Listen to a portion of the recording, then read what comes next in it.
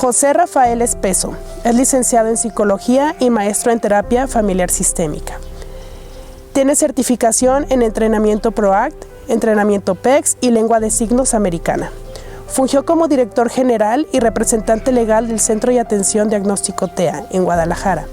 Ha sido ponente magistral en congresos internacionales, así como conferencista y tallerista en 10 estados de la República.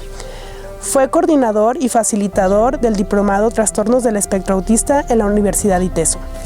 Ha supervisado a más de 150 casos de niños con trastorno del espectro autista y coordinado el trabajo multidisciplinario e inclusión en escuelas preescolares y primarias en más de 7 estados del país. Actualmente se dedica a ser consultor y supervisor en el proceso de inclusión educativa para las escuelas de educación preescolar y primaria. Es el creador del taller Herramientas para una inclusión exitosa en el salón de clase. Hola Pepe, es un placer contar con tu participación en el tema estrategias en clase y adecuaciones curriculares. Creo que en la sociedad en general, las escuelas en general han hecho una apertura en incluir a personas con distintas condiciones. Sin embargo, a todos nosotros nos hace falta mucho por hacer una inclusión real. No nada más que el niño esté por estar en la escuela, sino hacer las adecuaciones necesarias para que su desarrollo sea el más pertinente. Es correcto. Nos gustaría empezar con el perfil académico que tienen los chicos con Asperger. ¿Cuáles son las características que estos presentan al estar en la escuela? Bien. El perfil de estos alumnos, al considerarse como la condición del diagnóstico de Asperger, que dentro de las características del espectro autista sería el más funcional, de antemano ya sabemos que estos alumnos van a ser alumnos verbales, van a comunicarse de manera verbal, van a comprender y seguir un gran número de instrucciones y además tienen ya dispositivos del aprendizaje. Esto quiere decir periodos de atención prolongados, comprensión de instrucciones, habilidades básicas para mantenerse sentado, interactuar con su monitor, con su terapeuta o con su maestro. Entonces, de alguna manera las bases del aprendizaje ya están puestas en estos alumnos. La característica que nos vamos a encontrar o los déficits en estos alumnos va a ser no tanto en la capacidad del aprendizaje, sino en la capacidad o habilidad de comprensión. Porque sabemos que estos chicos pueden tener grandes capacidades obsesivas, principalmente en lectoescritura, razonamiento lógico-matemático, números, letras, banderas, países, pero su capacidad de comprensión es la que va a estar limitada. Entonces, más que proporcionar el mayor número de información con estos alumnos, tenemos que enfocarnos mucho a la comprensión y asimilación de la misma. Ok, entonces en ese caso, los maestros o la misma escuela, ¿qué adecuaciones podrían hacer para llegar a esta comprensión? Bien. Una de las características que vamos a ver en estos alumnos es que se les va a dificultar mucho priorizar o jerarquizar cuáles son las actividades en las que tienen que mantener el mayor periodo de la atención. Entonces, una recomendación para los maestros es, después de dar una recomendación general al grupo, por ejemplo, saquen su cuaderno de matemáticas y ábranlo en la página tal, debemos redirigir esa instrucción de manera personal para el alumno, porque toda esta instrucción general, él no la decodificó. Él no tiene la habilidad todavía para priorizar cuáles son de los estímulos a los que tiene que poner atención.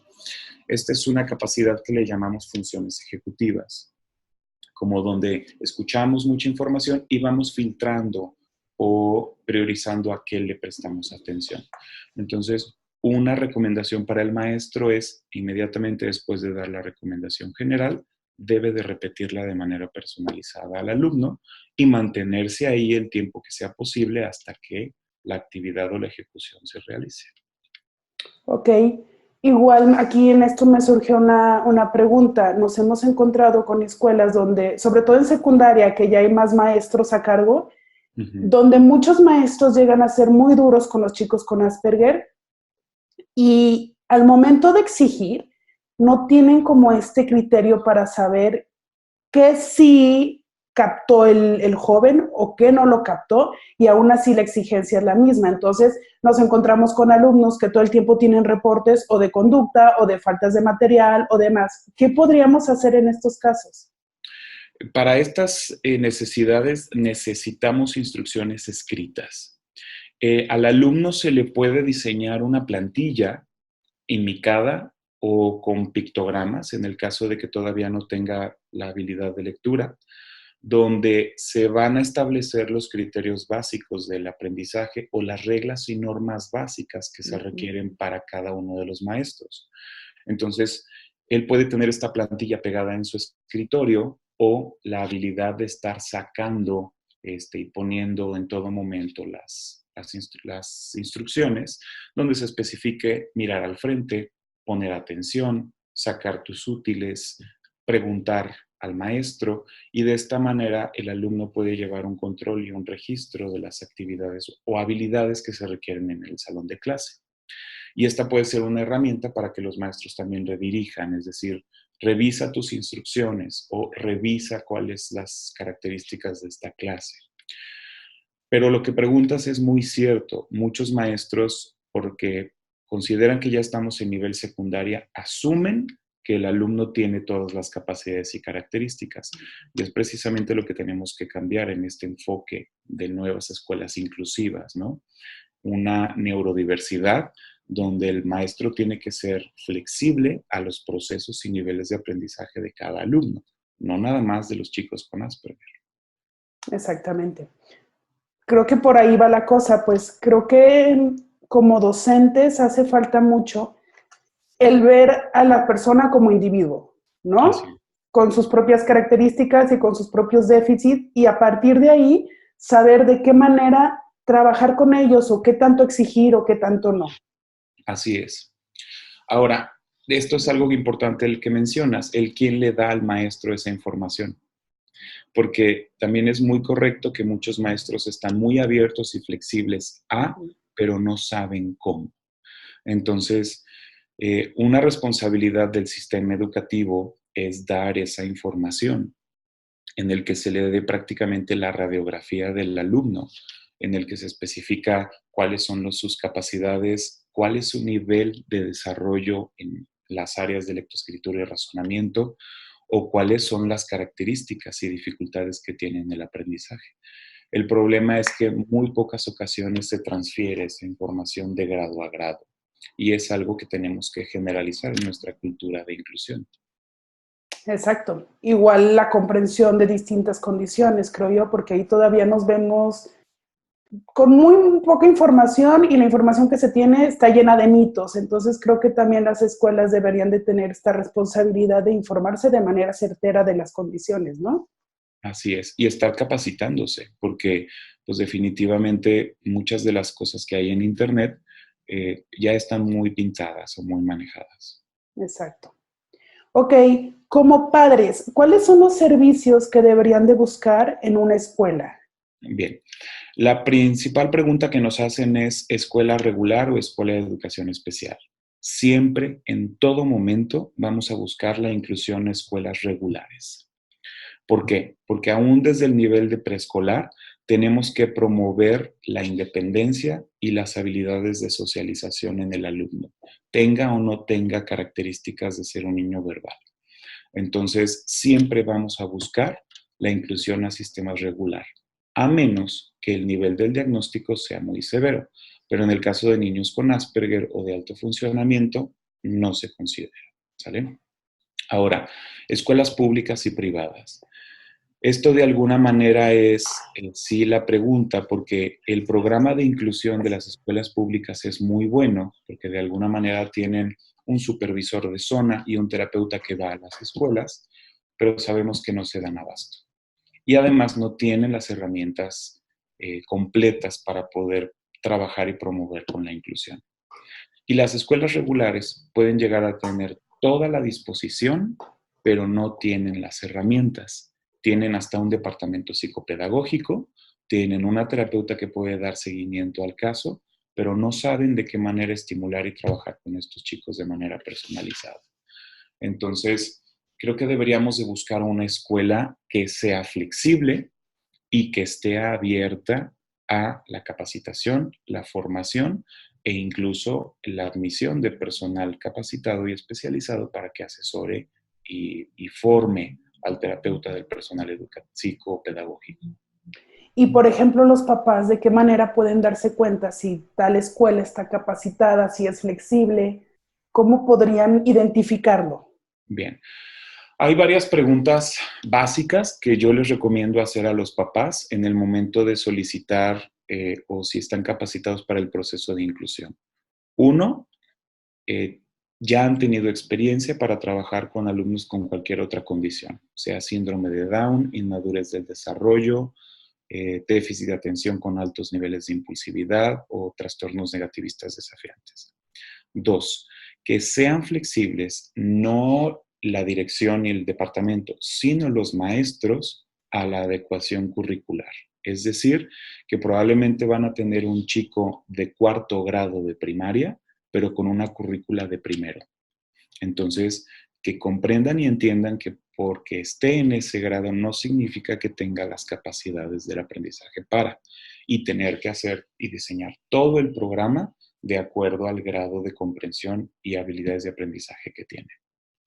2, la utilización probablemente de un material especializado para el alumno, ya sean libros de texto especiales, agendas visuales, formatos de documentación o incluso un dispositivo electrónico como las tablets o las computadoras, donde el alumno ya tendría o podría estar escribiendo para que le sea más fácil seguir las clases o trabajar de esta manera.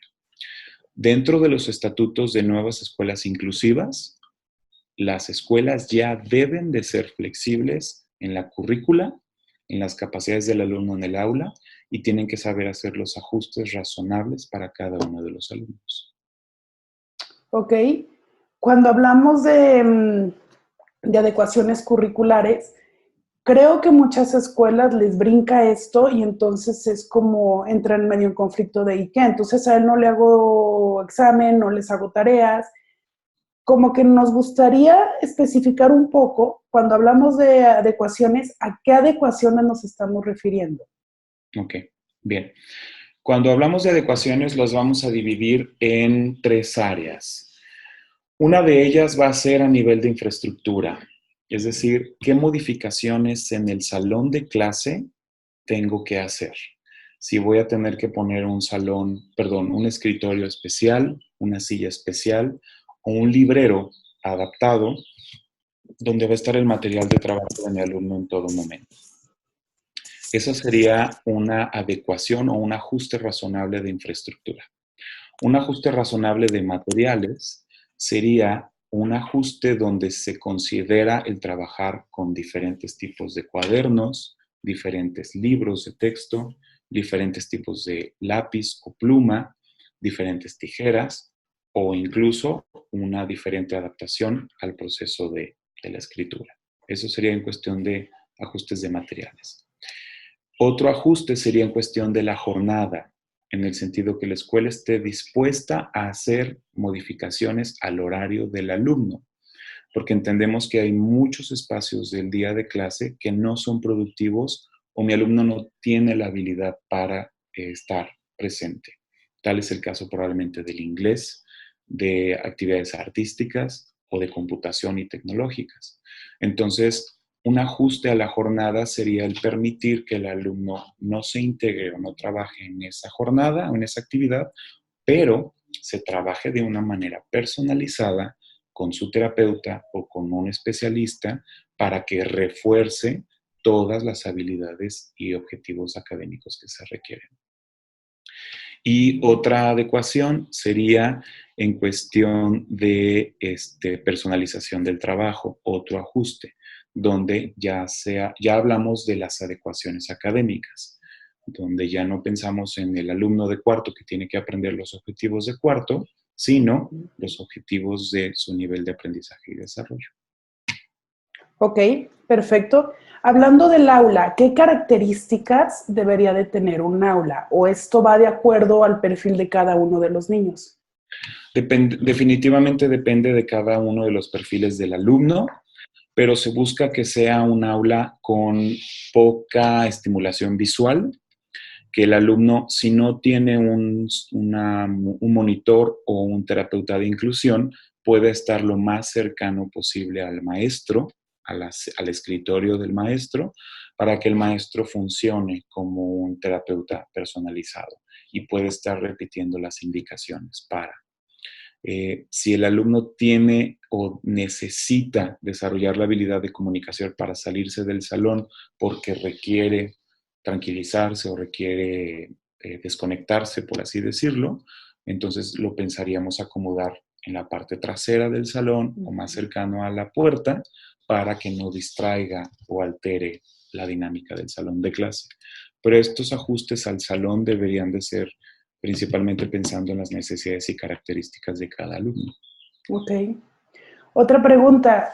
Pasa de repente muchos niños que al buscar una autorregularización se levantan, se salen del salón, dan una vuelta y regresan al salón de clases. ¿Qué tanta flexibilidad debería de tener la escuela con estos casos?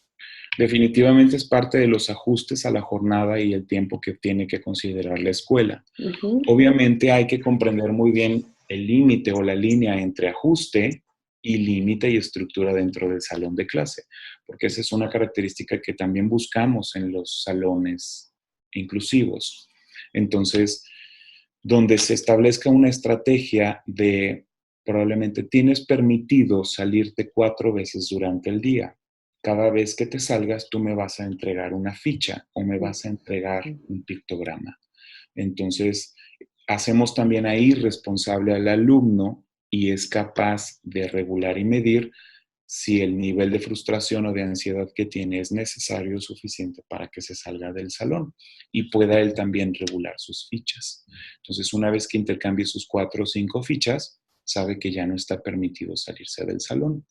Y gradualmente el maestro podría ir disminuyendo o reduciendo el número de fichas para que el alumno incremente el tiempo de estancia dentro del salón de clase. También obviamente pensaríamos en estrategias de respiración, concentración o alguna actividad que pueda realizar él dentro del salón de clase que lo relaje o lo tranquilice. Y que no interrumpa a los demás. Exactamente, que no interfiera con el proceso de aprendizaje de los demás alumnos. Ok. Ahora, en cuanto a las tareas, ¿tú qué opinas? ¿Son necesarias? No, definitivamente muchas de las recomendaciones que yo doy a las escuelas cuando termino el proceso de inclusión y de evaluación y se dan estrategias sobre ajustes, no se recomienda dejar las tareas, porque sabemos que el alumno ya tiene de por sí una demanda en el turno vespertino alta, probablemente está en terapias, está en regularización académica o está en otro tipo de estimulación de habilidades sociales. Entonces, no esperamos que cumpla con las tareas. Sabemos que sus tiempos de trabajo y aprendizaje van a ser más lentos. Entonces, lo que se puede considerar es más bien que se lleve a casa las actividades que no alcanzó a terminar o que quedaron rezagadas, pero simplemente para que no se pierda el ritmo de trabajo, no como una actividad adicional de refuerzo. Ok, perfecto. En cuanto a las estrategias de escritura, ¿qué modificaciones podrían hacerse para facilitarlo? Bien, de antemano, la primera recomendación sería que el maestro no debe de enfocarse a la calidad de la escritura, debe de concentrar su atención en el contenido y la cantidad de información recibida. Entonces, estos maestros que comienzan probablemente a borrar las escrituras del niño o a pedir que lo escriba bonito o escriba bien, que no se salga del renglón, inmediatamente estamos dividiendo el objetivo de aprendizaje. ¿Queremos que aprenda contenidos o que queremos que tenga una letra perfecta? Ahí prácticamente escoge la batalla que deseas pelear y aquí la batalla tiene que ser contenidos. Entonces, el maestro debería de enfocarse mucho al trabajo y el contenido de la información que el alumno sea capaz de escribir. De manera personalizada con su terapeuta en casa, se puede trabajar la calidad, pero ya en un enfoque específico de tiempo. Ahora, El tipo de letra, debemos de considerar la escritura, ¿cómo se conoce? La de molde, por así decirlo, la que es separada, no la script, Ajá. porque esta letra o esta calidad de letra requiere una mayor planeación y coordinación neurológica. Entonces, es mucho más complicada para nuestros alumnos con TEA.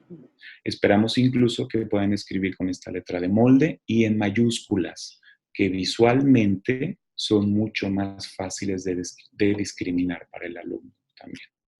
Ok. Sí, perdón, si estas características o estos ajustes también no son suficientes, se consideraría la integración de un tablero o un teclado, donde el alumno puede desarrollar mucho más fácil la habilidad de escritura y de captar la información, porque lo que estamos buscando son contenidos, no calidad. Ok, excelente. En cuanto a la parte social, ¿las escuelas de qué manera pueden ayudar al desarrollo social? Bien, una de las necesidades importantes o principales es definitivamente la habilidad de socialización, pero la consideramos como una habilidad muy obligada y comprometida hasta ciertas edades. Es importante entender que esta habilidad social es una necesidad de la sociedad principalmente. Entonces, muchos de nuestros alumnos con TEA comprenden la necesidad de interacción, saben que tienen que interactuar, pero no tienen esta necesidad funcional. Incluso son conscientes de decir, no me interesa o no quiero, o simplemente lo hacen de una manera mecánica, comprometida y forzada, ya que se cumple el objetivo, dejan de hacerlo, ¿no? Entonces, tenemos que identificar cuáles son las necesidades del alumno. Cuando el alumno llega y se le antoje un desayuno de algún compañero y diga, es que no me dan, ahí entonces podríamos integrar una nueva habilidad como el pedir, preguntar qué es y compartir del suyo, pero todo basado en las necesidades del alumno, porque si establecemos objetivos que el alumno a nivel de secundaria no pide o no necesita, probablemente se convierte en una habilidad muy forzada. Ok. Ya casi para terminar, me gustaría saber, que creo que también esta es una duda muy común, ¿dónde radica la diferencia entre que un niño necesite una maestra sombra o monitor y en dónde no? Ok.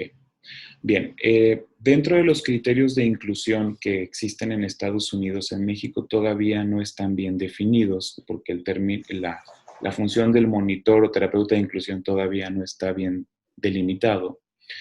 Existen 3 niveles de inclusión. El nivel 1 es el alumno que no presenta dificultades conductuales, no presenta dificultades del aprendizaje, pero requiere cierta reestructura en cuestión de seguimiento de rutinas y estructura dentro del salón de clase.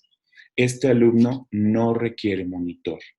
Este alumno solamente debería estar trabajando con la participación personalizada de su maestro.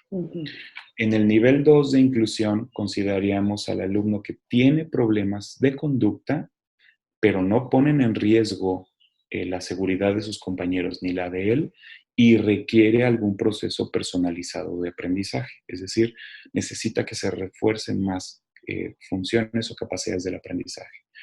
Aquí solicitaríamos un monitor o terapeuta sombra o de inclusión, pero probablemente en tiempos parciales, es decir, no en una jornada completa, sino nada más en una jornada donde la carga académica sea más elevada.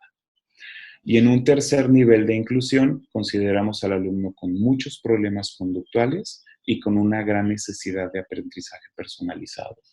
Y estos problemas conductuales pueden incluso poner en riesgo la seguridad de sus compañeros. Entonces, ahí se considera la inclusión de un terapeuta y en tiempo completo o en jornada completa. Okay. Pero siempre el objetivo del monitor es dejar de funcionar. Es prácticamente el trabajo del monitor es quedarse sin trabajo, porque tiene que irse desvaneciendo de una manera muy gradual. Exacto. Y ahora me gustaría que a los maestros les quede muy claro cuál es la función de ese monitor, porque de repente creo que sí hay como mucha, Pleito. sí, mucho pleito y el maestro de repente le deja todo al monitor y creo que no va por ahí. Más bien nos gustaría que me explicaras, cuál realmente es el papel. Bien. Primero, la inclusión va a girar en torno al maestro, no al monitor, porque estamos entendiendo que ya tenemos un maestro flexible que se adapta a necesidades específicas del aprendizaje y que además comprende las características y capacidades del diagnóstico de su alumno. Entonces, las características de inclusión más fuertes las lleva el maestro. El maestro es el líder y está frente a grupo. Entonces, el maestro coordina y lleva toda la rutina del salón de clase. El monitor es un traductor nada más entre esa información que el maestro da y mi alumno no alcanza a comprender o decodificar y él simplemente lo hace más concreto o más específico para que mi alumno lo comprenda. Y de regreso igual, cuando el alumno necesita reproducir algo hacia el salón o hacia la maestra, funciona como un traductor, un facilitador de la interacción y el aprendizaje, pero el compromiso específico es del maestro. Porque si basamos la mayor importancia al monitor, que siempre sucede, es qué hacemos cuando el monitor no se puede presentar. La escuela o el maestro simplemente dice, no lo puedo recibir. Y eso no es inclusión, porque quiere decir que no están desarrollando herramientas para permitir que nuestro alumno esté sin una sombra. Ok. Entonces, como conclusión, podríamos decir que necesitamos escuelas flexibles, creo que Sí. todas deberían de ser flexibles, y que las escuelas necesitan hacer este perfil de cada uno de los niños con las habilidades que tienen, con las carencias que tienen, y a partir de ahí hacer las modificaciones pertinentes. ¿Es Así es. así? Definitivamente. Estamos en el entendido que los procesos de evaluación regulares de otros niños o alumnos no encajan en nuestros alumnos. El alumno debería de ser evaluado con evaluaciones de desarrollo y habilidades, no de habilidades cognitivas, como los exámenes que aplican para. Entonces, si ya tenemos una evaluación correcta de habilidades y desarrollo de acuerdo a la edad cronológica, ya nos permitiría mucho establecer objetivos específicos y generales en el proceso de aprendizaje y el ciclo escolar. Es también abrir la posibilidad a que la escuela evalúe de una manera diferente, o que se supervisen y entrenen, o que se contrate una consultoría como nosotros, que se dedica a hacer justamente estas evaluaciones y ya proporciona a la escuela el perfil del alumno con recomendaciones específicas para trabajar. Exacto. Pues ojalá la verdad lleguemos al punto en el que todas las escuelas se capaciten y todas las escuelas tengan esta apertura porque creo que sí nos hace muchísima falta. Cada vez hay más niños diagnosticados y cada vez hay más necesidad. Hay niños con muchísimas habilidades para estar en una escuela regular que terminan saliéndose porque la escuela ya no sabe qué hacer con ellos. Entonces creo que sí es algo en donde tenemos que trabajar muchísimo como sociedad. Definitivamente. Tenemos que abrir mucho más esta capacidad de inclusión flexible. Muy bien, pues creo que hasta aquí llegamos. No sé si Bien. quieres agregar algo más. No, pues quiero agradecer muchísimo la oportunidad de esta entrevista. Definitivamente la inclusión es algo que llevamos trabajando muchos especialistas, pero en lo particular un servidor desde hace muchos años, con los talleres de inclusión educativa, herramientas de inclusión. Y lo único que pedimos es que las escuelas estén abiertas a la capacitación.